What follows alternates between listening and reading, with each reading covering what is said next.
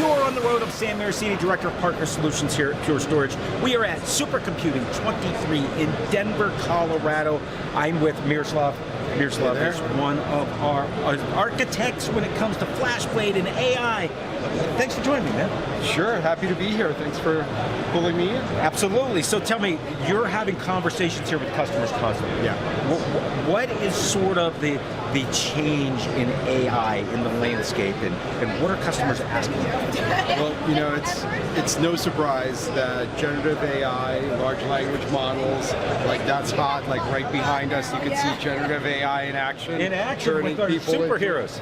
Yeah, so like superheroes from a simple picture and portrait. Yeah.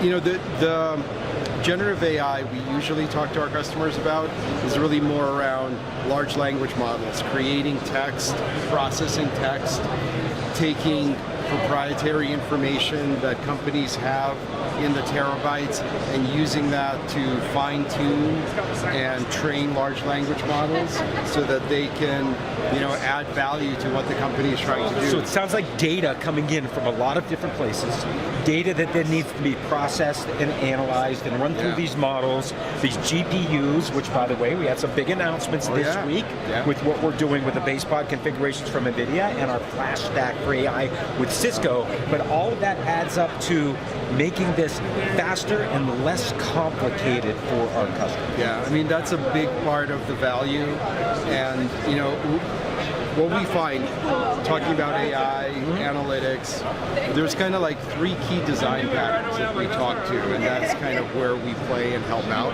One is disaggregating storage from compute.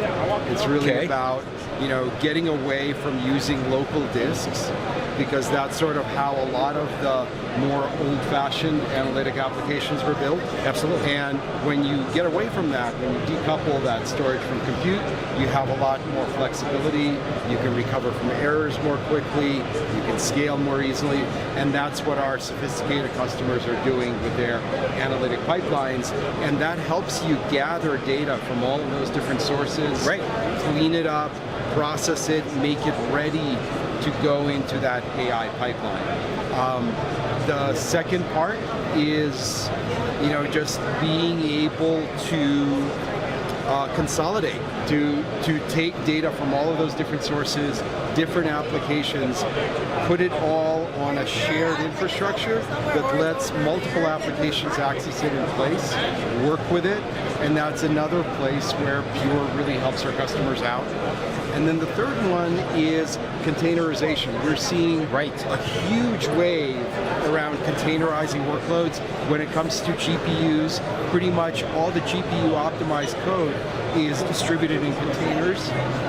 So when you're working in a container native space, cloud native space, a lot of times Kubernetes comes into play, and that's what we're seeing our innovative customers doing as well, and that's where Portworx plays. Absolutely. So, so this three huge areas from right there, and I'd also say, you know, we're talking AI, HPC workloads are also big here as well. Yeah. So when you look at adding speed, scalability, and simplicity, that's so it's not just AI, it's this is supercomputer.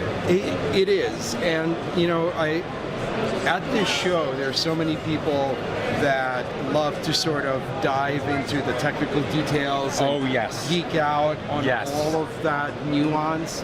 And that's important, but these infrastructures, these systems are so complex, and they're complex by their nature.